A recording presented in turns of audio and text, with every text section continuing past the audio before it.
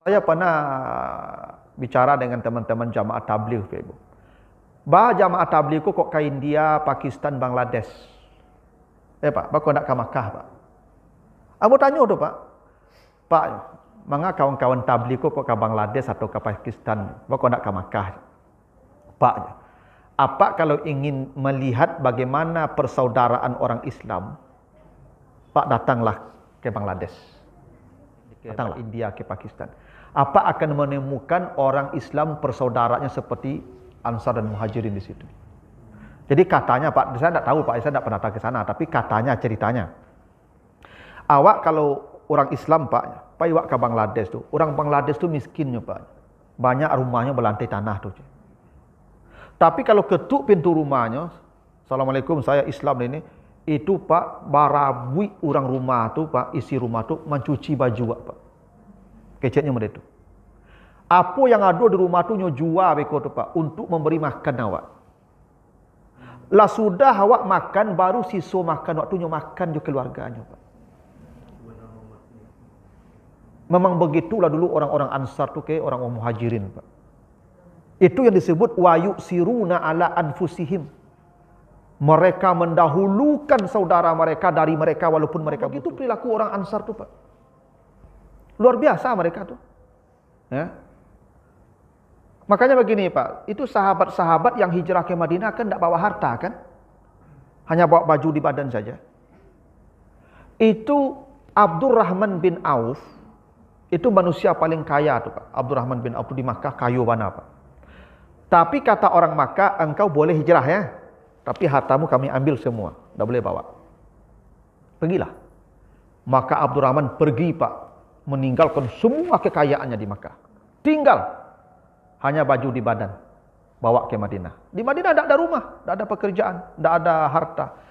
Oleh Nabi dipersaudarakanlah Abdurrahman dengan Sa'ad bin Rabi'. Sa'ad bin Rabi' ini Bapak Ibu, orang kaya di Madinah, itu orang Ansar. Apa kata Sa'ad kepada Abdurrahman? Saudaraku, saya punya rumah, ini beberapa kamar ini. Ambil sajalah, kamar yang mana kau suka, ambillah. Saya punya kebun beberapa nih, kau pilih saja kebun yang mana kau suka, ambillah. Begitu katanya. Sampai kata Sa'ad ini, saya punya istri 4. Ada yang tua, ada yang muda. Engkau pilihlah mana yang kau suka. Begitu tuh, nanti saya ceraikan. Lalu engkau nikahkanlah habis iddahnya. Apa kata Abdurrahman? Apa kata Abdurrahman? Saudaraku, saya hijrah bukan karena harta. Saya hijrah bukan untuk dunia. Saya hijrah bukan untuk wanita. Saya hijrah karena Allah. Kalau engkau ingin menolong dunia saya, tunjukkan saja jalan ke pasar. Kata Abdurrahman begitu, Pak. Tunjukkan jalan ke pasar. Abdurrahman pergi ke pasar, diperdagangkan harta orang di sana. Hanya dalam waktu beberapa tahun, kayu lu balik, Pak. Jadi tahun 1 penanggalan Islam ini, Pak, tahun 1-nya. Kalau bulan sudah ada, sejak Nabi sebelum lahir sudah ada. Muharram, Safar, Rabiul Awal sudah ada, sampai dengan Zulhijjah itu sudah. Tahunnya tidak ada. Kapan tahun 1-nya? Semua sahabat di masa Umar bin Khattab jadi khalifah, setelah berembuk, kapan kita mulai tahun 1 Islam ini? Semua sepakat menunjuk hijrah sebagai tahun 1.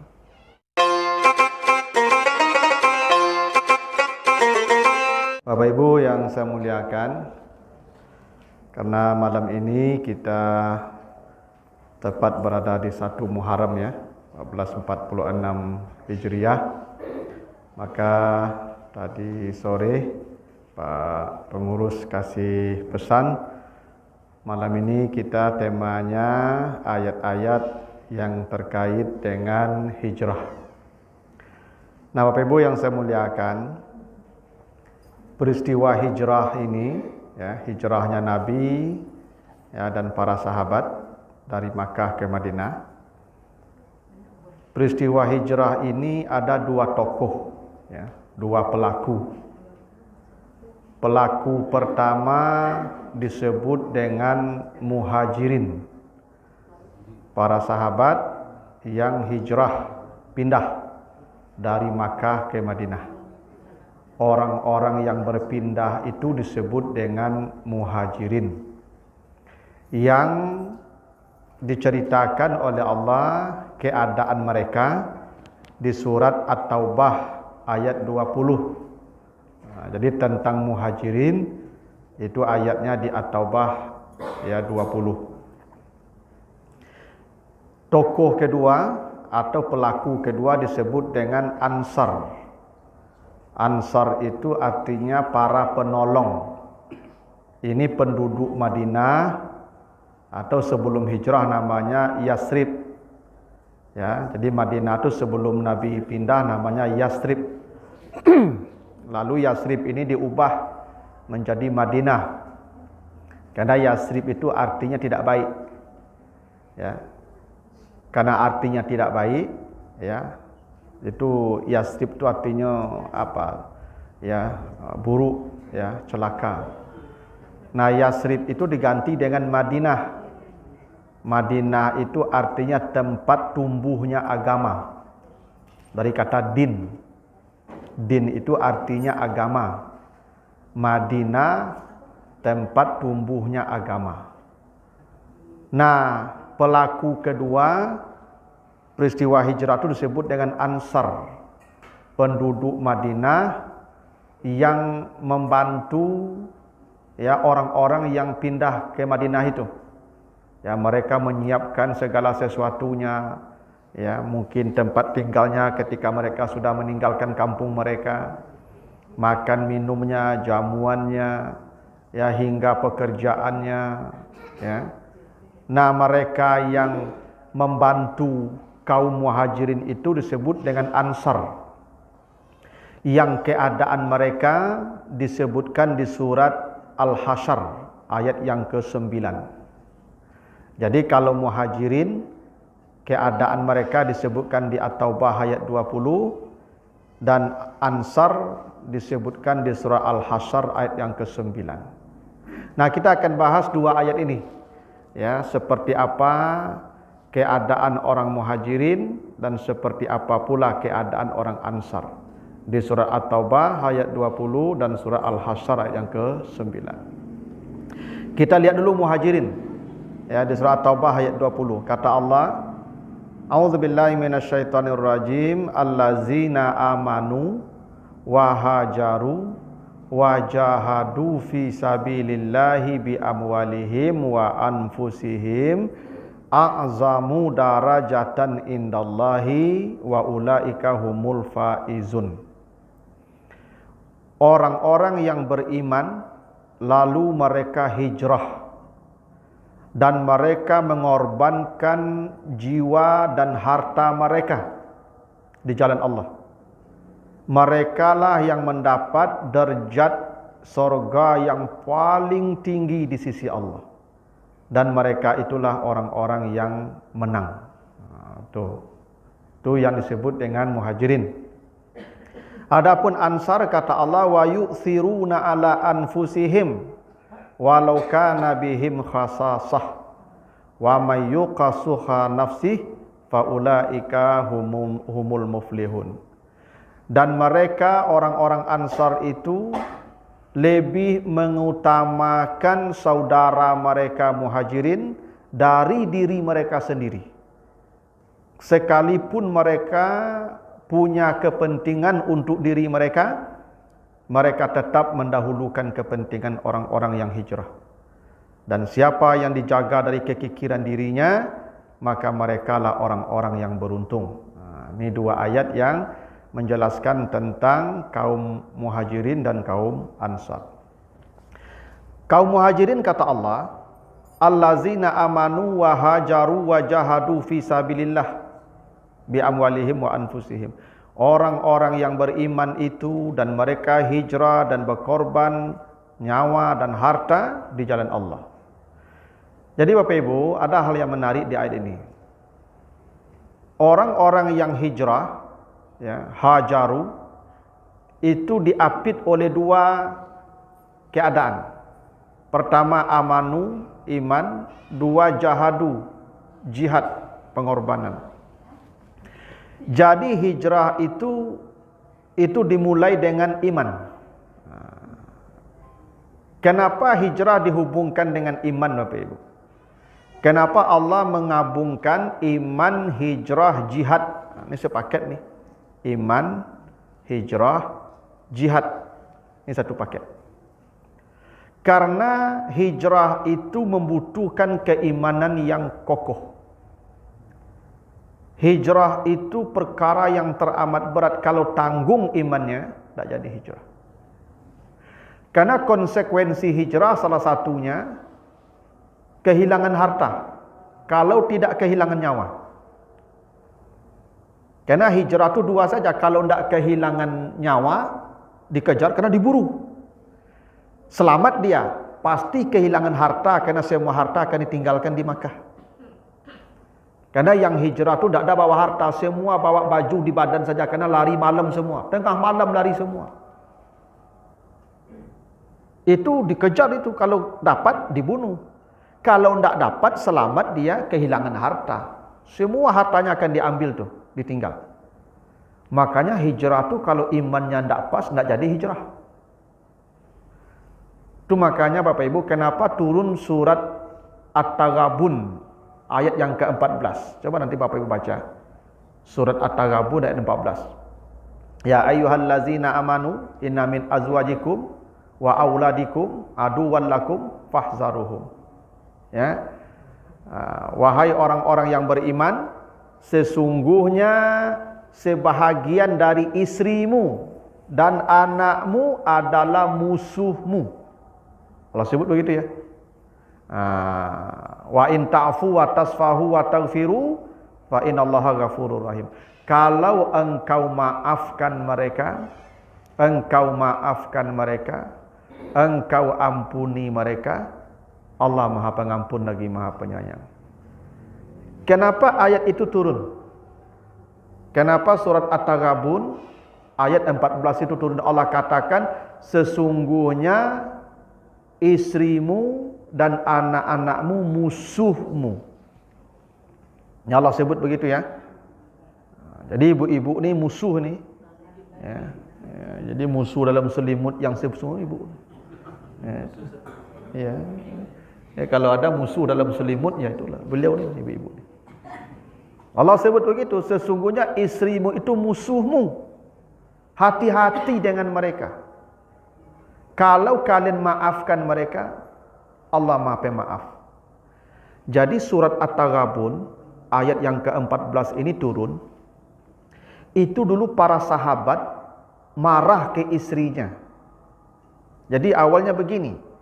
Ketika perintah hijrah turun, sahabat disuruh pergi oleh Nabi, pergilah satu-satu ke Madinah. Pergi. Nah, sebagian sahabat sudah siap berangkat. Sudah siap mau pergi hijrah ke Madinah. Tapi kemudian sebahagiannya batal hijrah. Kenapa batal hijrah? Karena istrinya melarang.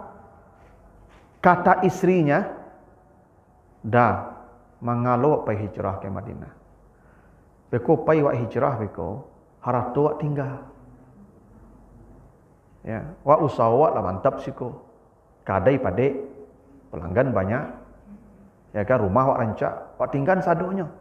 Tu wak pai ke situ dekat negari orang, mulai dia hidup dari nol balik. Ayo dak taluk dan bola. Ibu-ibu macam tu Pak. Ibu-ibu kalau kamar rasai tak mula Pak. Ya tu. Kena sajak dulu ibu-ibu tu macam tu Pak. Asal kurang belanja Pak, tu asam uratnya naik begitu mah itu. Ya, kolesterol, asam urat, gitu ya. Makanya ibu-ibu kalau ingin menyehatkannya, pokoknya je belanja jangan kurang.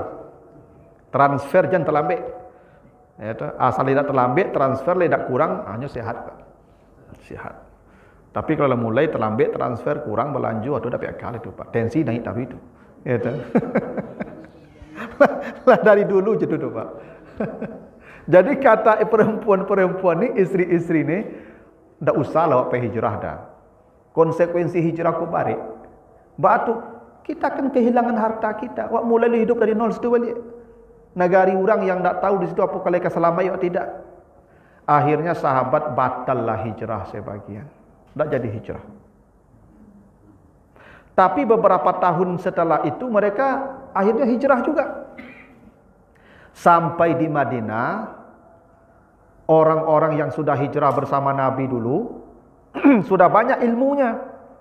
Karena sudah belajar dengan Nabi, sudah bebas belajar dengan Nabi. Yang di Makkah tidak bisa belajar dengan Nabi. Kalau dulu di Makkah tu, kok beraja kan Nabi, ingin mendengarkan Al-Quran dari Nabi. Dulu kan Al-Quran tidak kayak begini Bapak Ibu. Al-Quran kan di hati Nabi, di dada Nabi. Jadi kalau ingin mendengarkan Al-Quran langsung dari Nabi Pak. Itu berkumpul di rumah Arkam jam tengah malam. Tak bisa leluasa ketemu Nabi. Kalau kedapatan bertemu Muhammad, dibunuh oleh orang Quraisy nanti Pak. Disiksa nanti itu seperti Bilal, seperti Sumayyah, seperti Khabbab. Disiksa. Tak mudah. Maka setelah hijrah, mereka sudah setiap saat bersama Nabi. Leluasa belajar dengan Nabi. Akhirnya yang dulu hijrah, ilmu agamanya sudah mantap. Yang dulu tak jadi hijrah, batal karena istrinya menyesal. Kenapa dulu saya tidak jadi hijrah? Maka dipanggil istrinya hendak dihukum. Gara-gara kau dulu tidak jadi hijrah. Ya dah? Maka turun ayat ini. Maafkan istrimu. Tidak? Sesungguhnya Allah Maha Pemaaf. Itu sebab nuzulnya itu. Artinya apa Bapak Ibu?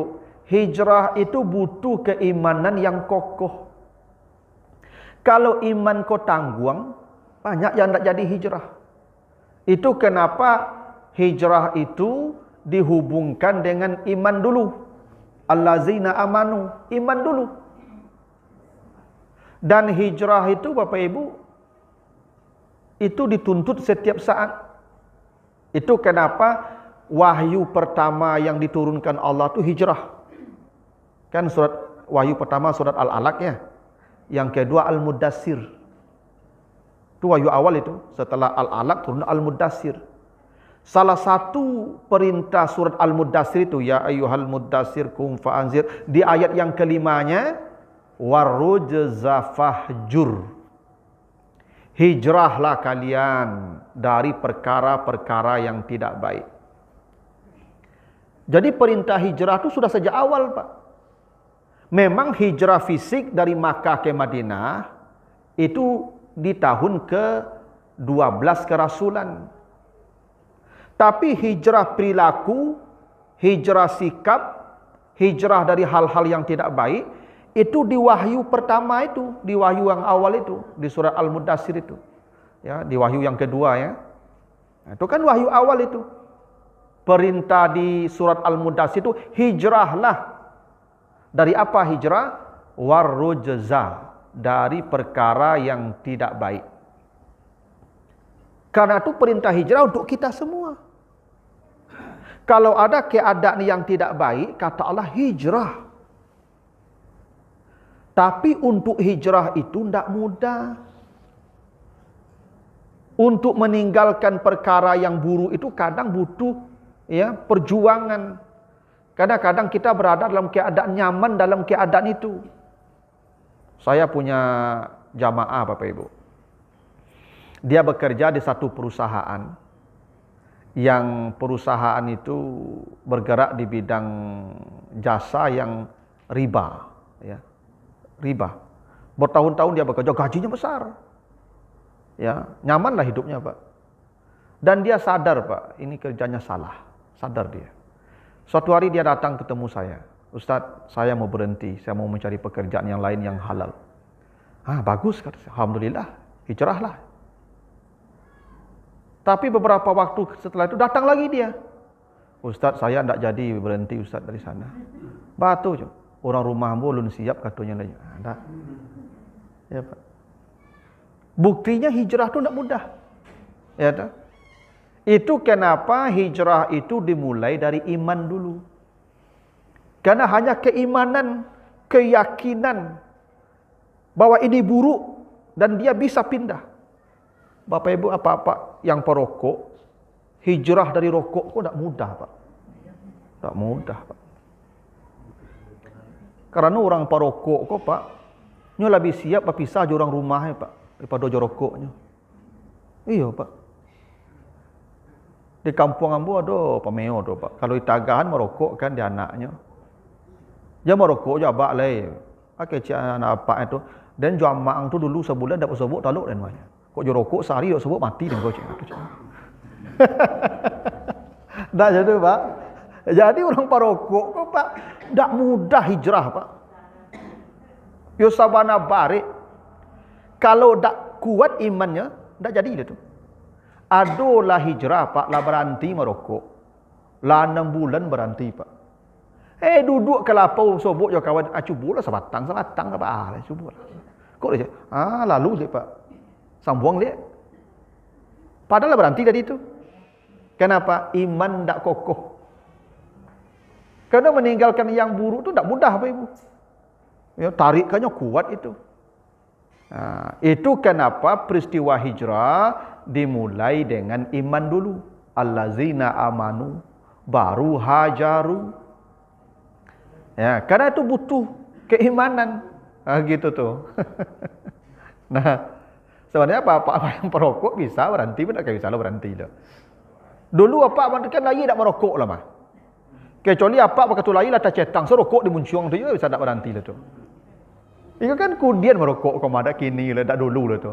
Kalau kemudian kan dulu kan tak satu lah tu. Artinya kan bisa berhenti tu. Cuma de iman tu alun maksimal lah. Ya tak yakin lah. Tak jadi berhenti ke tu. Makanya hijrah ke butuh iman Pak. Ya butuh iman. Kalau tak iman tak jadi dah, percayalah kamu. Nah. Lalu hijrah itu butuh pengorbanan. Makanya jahadu.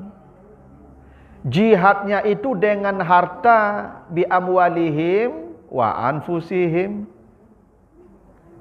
Bapak Ibu, hijrah itu tidak mudah.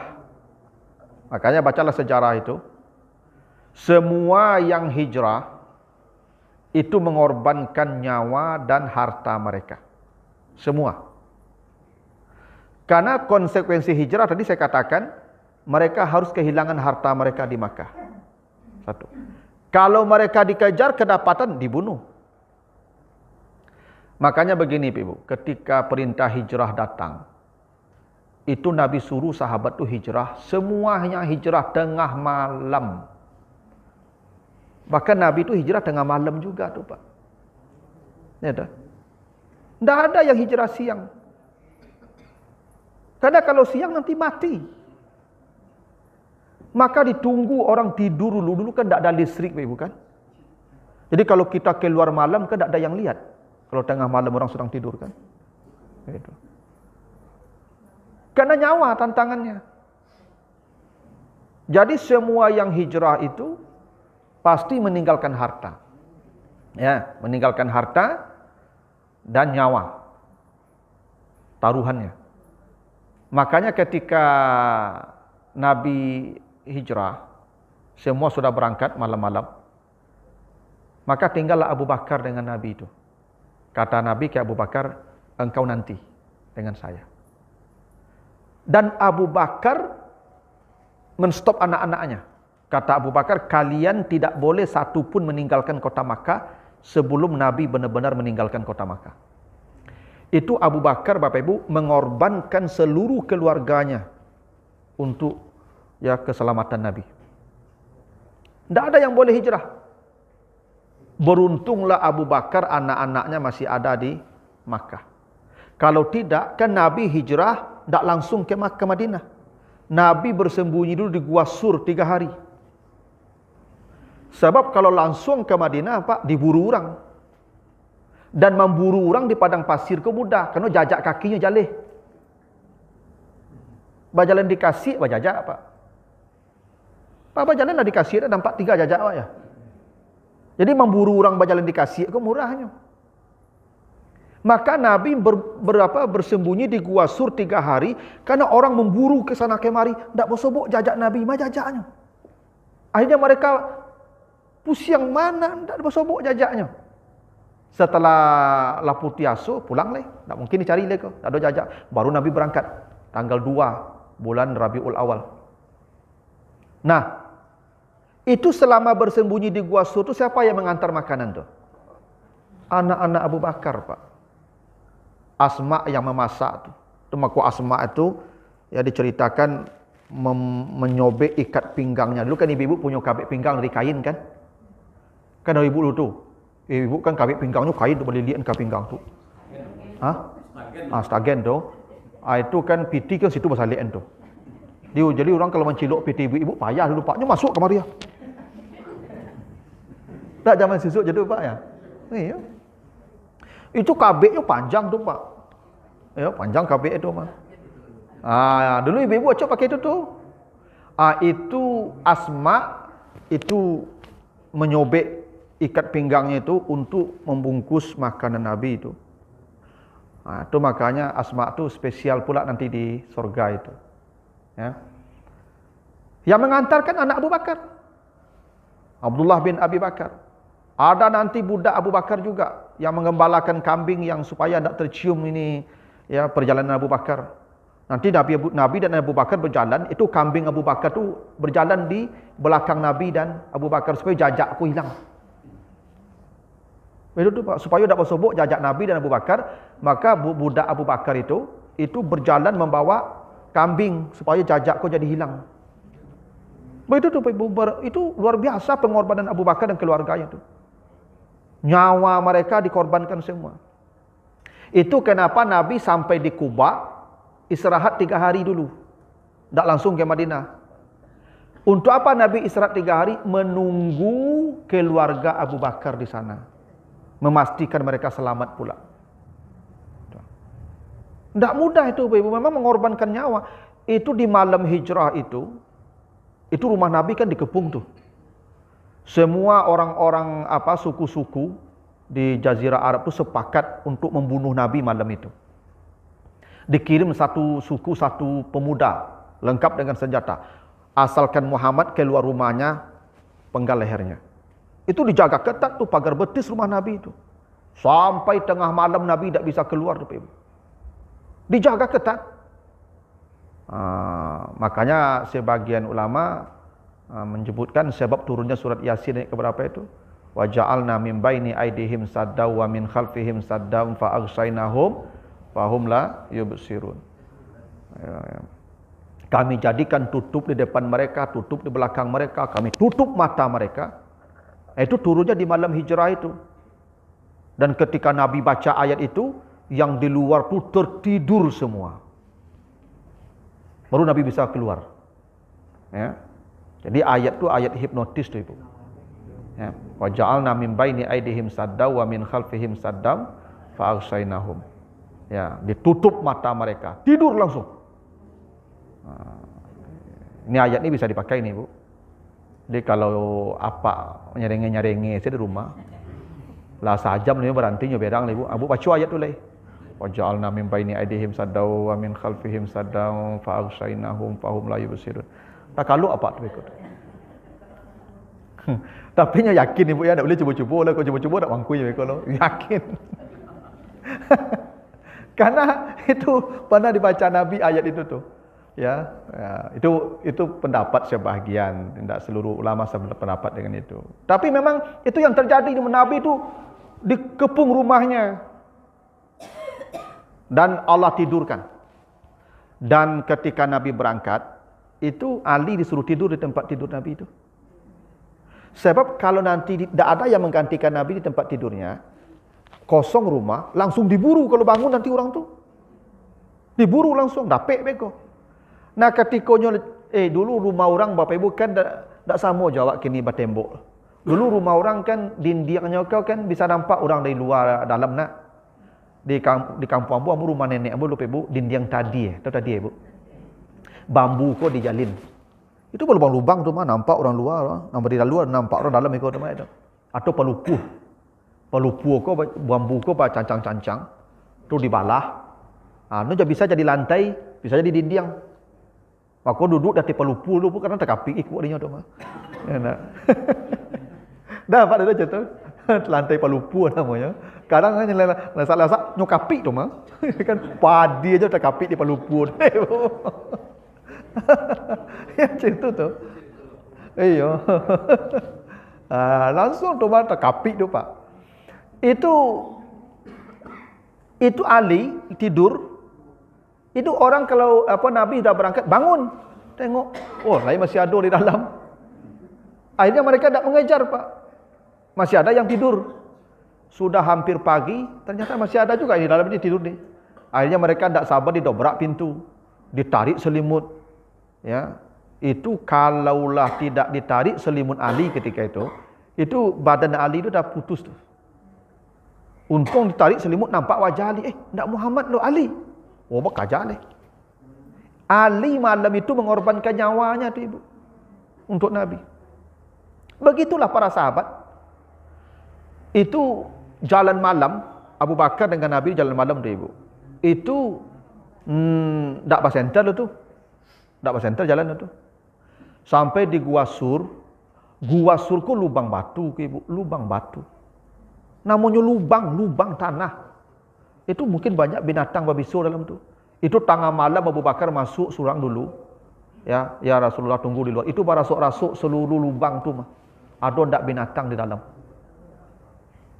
Itu untung lay ndak adulah. Kau adulah mungkin Abu Bakar nyepatuk tu Pak. Begitu Abu Bakar tu ibu mengorbankan nyawanya, keluarganya demi membela Nabi di malam hijrah itu. Memang jihad, memang jihad. Itu Bapak Ibu diceritakan Nabi itu bersama Abu Bakar. Itu Abu Bakar hijrah membawa seluruh hartanya ibu. Padahal bapaknya masih tinggal di Makkah, namanya Abu Kuhafah. Bapaknya ini sudah tua buta. Tinggal. Tapi harta Abu Bakar dibawa bersama Nabi itu. Karena dia khawatir dengan kehidupan Nabi di Madinah nanti. Dah, sampai di Madinah kata Nabi, kita bangun masjid, kita bangun rumah. Tanahnya di mana? Kata Nabi, lepaskan unta saya ini. Di mana dia tidur nanti di sana kita bangun. Lepas unta Nabi, tidurlah unta Nabi di tanah milik anak yatim dari suku Bani Najjar. Kata Nabi, sinilah kita bangun masjid. Tentu yang punya tanah tidak bisa melepaskan tanahnya begitu saja Pak. Tanya ke walinya, ini mau dijual tidak tanah? Mau dijual, boleh. Berapa dijual? 3.000 dinar. Tanahnya besar. 3.000 dinar, siapa yang mau bayar? Sahabat bawa baju di badan saja. Abu Bakar cash tuh, bayar tanah Masjid Nabawi itu 3.000 dinar tuh. Sendiri itu. Makanya ibu kalau ke Madinah tuh di Masjid Nabawi itu ada pintu Abu Bakar kan. Memang tuh Abu Bakar bayar sendiri 3.000 dinar tuh ceritanya tuh. 3.000 dinar tuh berapa? 1 dinar 10 dirham. 1 dirham sekilo daging dari dulu sampai kini. Kalau daging sekilo 150 kali 10 sejuta matui kali 3.000 sampai miliar setengah tuh. Itu cash tuh Pak. Itu makanya kata Nabi Abu Bakar itulah orang yang namanya dipanggil dari semua pintu surga kelak di akhirat. Salah satu manusia yang namanya dipanggil dari semua pintu surga. Karena kita ini dipanggil dari pintu satu-satu saja. Pintu 1 sianu, pintu 2 sianu. Abu Bakar semua pintu namanya ada.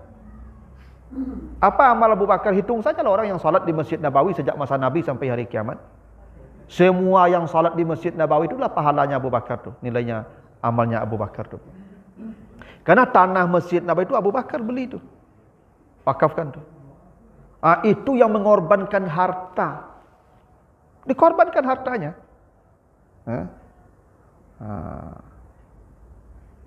Wajar kata Allah, a'zamu darajatan indallah. Mereka itulah yang hijrah itulah yang mendapat derajat surga paling tinggi. A'zamu darajah. Surga itu ke atas. Nah, tingkat ke atas itu namanya darajah. Neraka itu ke bawah. Makin ke bawah makin payah. Tingkat ke bawah itu namanya darakah. Kalau tingkat ke atas namanya darajah. Kalau tingkat ke bawah namanya darakah. Itu makanya di surah An-Nisa 145 orang munafik di mana? Fiddarkil asfali minan nar. Ya tak? Kalau neraka kok ke bawah menurun. Itu makanya masuk neraka kok murah hanya jalannya menurun. Masuk surga kok agak barik jalan mendaki. Aliyah. Yang memanjik apa? Terpayah tu, sasak angok dia tu. Ya dah. Kalau diubik organ tunggal kini kuah, dak baundang di bawah itu mah. Ya dak Pak. Karena jalan ke neraka ku menurun Pak. Banyak orang bisa menurun. Abiklah pengajian tu. Ikut di bawahnya kuah. Ya dak. Karena jalan mendaki. Ladu umum belum ada di subuh lo ada makanan bagus gue. Ndak di bawah gila. Itu kenapa sorga tu darajah tingkat ke atas. Neraka tu darakah tingkat ke bawah, fidarkil asfal. Makanya a'zamu darajat tu artinya derajat surga tingkat yang paling tinggi. A'zam. Siapa yang paling tinggi derajat surganya? Orang yang hijrah dulu. Tu makanya penduduk surga tu dibagi dua. Penduduk neraka satu saja. Nanti baca di surah Al-Waqi'ah tu 8 sampai 10. Fa ashabul maimanah, ada golongan kanan ya nah. Golongan kanan ke mana? Surga. Wa ashabul masy'amah, golongan kiri. Golongan kiri ke mana? Neraka. Ada satu golongan lagi, wasabiqunas sabiqun, orang yang paling dulu ke surga. Ada tu Pak. As-sabiqunas sabiqun itu yang paling dulu. Kadang dia paling dulu naik lift. Dia paling dulu di atas. Paling puncak. Ini di atas paling dulu lah. Ada. Siapa yang paling dulu tu? As-sabiqun tu yang surganya ada azamu darajat tu. Sullatum minal awwalin. Betul kan? Yang paling banyak, yang terdahulu, yang awal-awal masuk Islam. Wa qalilum minal akhirin. Sedikit kita yang belakangan ini. Kenapa? Karena pengorbanan kita untuk agama tidak sebanding dengan mereka yang di awal dulu. Mereka betul-betul berkorban nyawa dan harta. Tu makanya sullatum minal awalin, yang paling banyak mereka yang awal dulu, yang as-sabiqun. Sedikit kita yang sekarang. Makanya surganya kan tidak sama Pak. Fasilitas surganya kan tidak sama. Bacalah lanjut Al-Waqi'ah itu. As-sabiqun. Bagaimana tempat tidurnya? Ala sururim maudunah. Tak begitu? Mereka dikasih dipan-dipan dari emas. Dipannya ameh Pak. Kalau ashabul maimanah gimana? Wa furushim marfu'ah. Tempat tidurnya tinggi. Cik ameh, cik tinggi. Beda tak? Beda Pak. Yang ameh tu lebih hebat. Tapi laluknya ameh mah. Ikut sekadar tinggi saja, tak ada amehnya lah. Beda tu. Kalau ashabul maimanah ada lagi buahan. Apa buahannya? Wa faqihatin kasirah. Dah begitu? Dikasihlah buah-buahan yang banyak. Itu kan? Kalau as-sabiqun bagaimana buah-buahannya? Wa faqihatim mimma yatakhayyarun. Ya, dikasih buah-buah pilihan. Jadi as-sabiqun tu Ibu dipilih dulu buah-buahnya. Diambil ni rancak-rancak ni bangkuk-bangkuk lu. Tu as-sabiqun tu. Lah siso-sisonya baru untuk ashabul maimanah. Ya tu, beda kan? Beda Ibu. Ya. Kalau ashabul maimanah dapat bidadari kan? Bagaimana bidadarinya? Inna ansha'nahunna insya'a. Faja'alnahunna abakara. Bidadarinya selalu perawan, ya, selalu gadis. Begitu saja Pak. Kalau ashabikun dapat bidadari, gimana bidadarinya? Ka'absalil lu'lu'il maknun. Bidadarinya berkilau-kilau seperti permata. Beda. Yang cik bidadarinya ya perawan saja. Dan cik bidadarinya berkilau-kilau seperti permata. Kilik-kilik. Jadi bidadarinya ashabikun tu bisu Ibu beda je bidadari yang lain. Kami ke bisu ke masuk surga Ibu ada pek je bidadari Ibu. Tapi bidadarinya tidak selevel je bidadari Abu Bakar, bidadarinya Umar, tidak selevel Ibu. Ya. Beda bidadarinya Ibu, beda rancaknya, beda kiliknya. Iya. Kok berbeda Pak Ibu? Karena pengorbanan mereka tidak sama dengan kita. Tidak mungkinlah diganjar sama pula dengan kita. Orang pengorbanannya berbeda, lalu diganjar sama, kan tidak adil namanya itu Pak. Nah itu maksudnya a'zamu darajah. Mereka mendapat derajat yang paling tinggi di sisi Allah. Kenapa? Karena mereka mengorbankan harta dan nyawa. Itu makanya mereka disebut humul faizun. Mereka lah orang yang sukses, berhasil. Jadi sukses dan berhasil itu bukan soal mewah rumah, enggak. Surga. Makanya nanti di Al-Hasyr ayat yang ke-20 itu la yastawi ashabun nari wa ashabul jannati. Ashabul jannati humul faizun, begitu tuh. Itulah yang sukses kalau dia masuk surga. Nah itu muhajirin. Jadi muhajirin itu berkorban habis-habisan harta dan nyawa. 2, anfus, amwal, anfus. Nah kalau ansar yang dikorbankan hanya 1, harta. Makanya kata Allah, wa yu'thiruna ala anfusihim walau kana bihim khasasa. Mereka tidak kikir dengan saudara mereka yang datang dari Makkah itu. Mereka mendahulukan kebutuhan saudara mereka dari kebutuhan mereka. Itulah hebatnya orang Ansar kok Pak. Makanya gini Pak.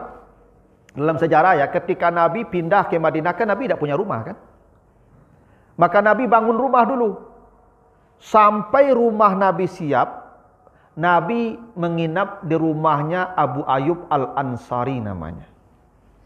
Itu sahabat orang Ansar tuh, makanya Al-Ansari. Abu Ayyub ini Bapak Ibu punya rumah 2 lantai. 2 lantai rumahnya Pak. Kata Abu Ayyub, ya Rasulullah, engkau tidurlah di atas. Biarlah saya dan istri saya tidur di bawah. Tapi kata Nabi, tidak, biar saya yang di bawah tidur. Engkau yang di atas. Itu kamar engkau di atas, biar saya di bawah. Betul tamu kok Pak, harus beradab loh Pak. Nabi tidur di bawah. Itu diceritakan Abu Ayyub Al-Ansari itu. Itu kalau berjalan di atas itu, dulu kan lantai rumah orang kan tidak beton lah. Kan kayu enggak. Itu berjalan agak takut mana Abu Ayyub kok 1 butir pasir jatuh ke bawah nanti. Lambek. Ambil minum lambek. Tak ada lantang ibu, kalau orang tamu ke rumah awak lantang seri dapur dia. Itu tak nyaman tamu loh. Maka Abu Ayyub dan isteri kok berjalan malam di rumah dia tu, yo bana agak langkah supaya Nabi tak berasa terganggu. Itu Abu Ayyub tu kalau masak ibu, itu sisa Nabi itulah yang dimakannya dengan keluarganya. Jadi kalau masak, makan Nabi dulu. Lah sisa-sisa Nabi, beko barunya makan jo isteri jo anaknya. Betul mana orang Ansar tu Pak. Ya. Memang awak jo tamu tu citu Pak. Kalau makan tamu tu, sisa tamu tu baru awak makan. Jangan sisa awak bagian ke tamu tu. Kau sisa awak bagian ke tamu tu Pak. Itu. Saya pernah bicara dengan teman-teman jamaah tabligh Pak Ibu. Jamaah tabligh kok ke India, Pakistan, Bangladesh. Pak, kau nak ke Makkah Pak? Aku tanya tu Pak, mana kawan-kawan tabligh kok ke Bangladesh atau ke Pakistan? Kau nak ke Makkah? Pak, apa kalau ingin melihat bagaimana persaudaraan orang Islam? Pak, datanglah ke Bangladesh. Datanglah. Yang ke India, ke Pakistan. Apa akan menemukan orang Islam persaudaranya seperti Ansar dan Muhajirin di situ? Jadi katanya Pak, saya tidak tahu Pak, saya tidak pernah ke sana, tapi katanya ceritanya. Awak kalau orang Islam Pak awak ke Bangladesh tu, orang Bangladesh tu miskinnya Pak.